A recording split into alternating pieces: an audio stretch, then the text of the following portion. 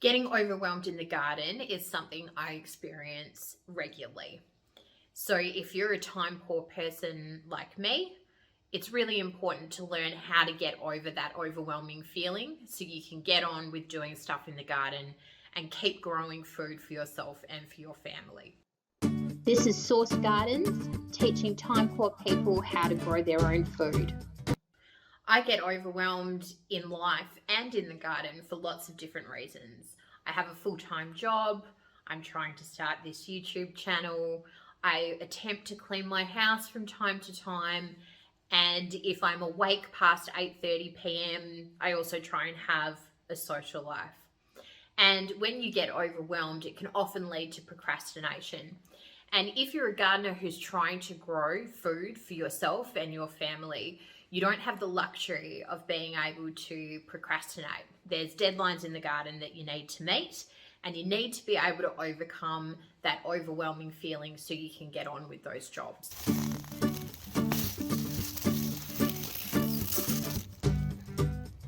So these are some of the ways that I get over feeling overwhelmed in the garden, move past it, and get stuck in. The first is to give up the idea of perfection.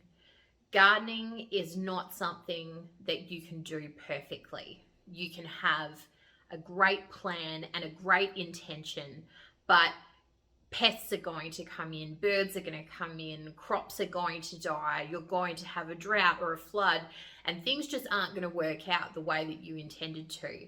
And you do need to lean into that at some point. This is coming from a perfectionist who really struggles with this kind of thing. But if you're looking for a hobby that you can do perfectly every time, then take up origami or something. Gardening isn't for you. So move past trying to do this perfectly. That'll help you get over some of that overwhelming feeling.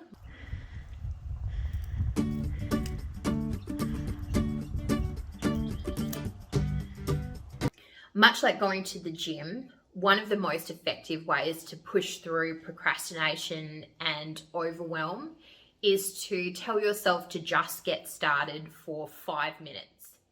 So whilst I personally haven't applied that to going to the gym, I have applied that in my garden and had really good success. If I look out into my garden and think, holy shit, where do I begin with this mess? I put the timer on, I put some tunes on, and I just go out for 5 minutes to get started. And then once you've gotten through that first 5 minutes, you often find that you want to do the next 5 minutes, and then the next 5 minutes.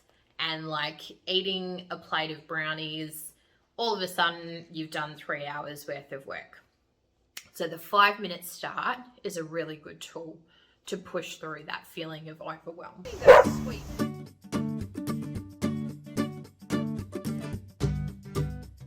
If that 5 minute start isn't really going to work for you, try number 3, which is to just fix one garden bed or one garden pot. Go out to your garden, find one space, clean it up, reinvigorate it, and plant some things out. That sense of momentum of having success in that one area will inevitably lead you to want to have further success in other parts of the garden, and it can help move you past that procrastination point.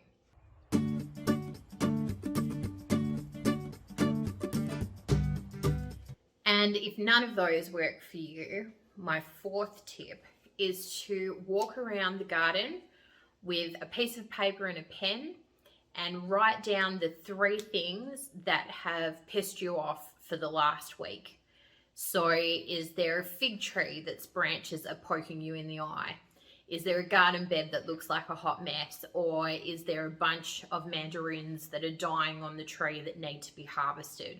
What's annoying you the most and will upset you the most if you don't get onto it?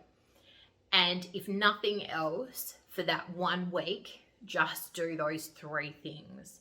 It may lead to you wanting to do more, and it might not, and that's okay too.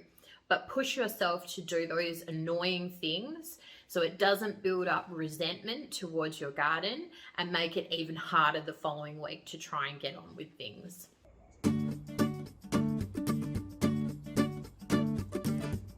Look, I love my garden, and these feelings of overwhelm really only sneak up on me every now and again.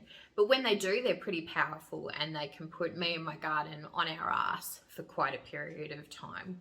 So if you're experiencing overwhelm at the moment, or you're paralyzed by overanalyzing how to start a food garden, push forward, take one step closer to your goal, and you'll be amazed at how much the momentum builds and keeps you going.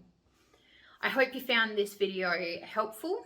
If you liked the tips today, please give this video a thumbs up.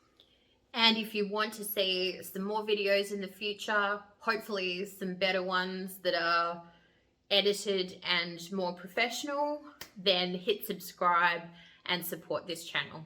Thanks.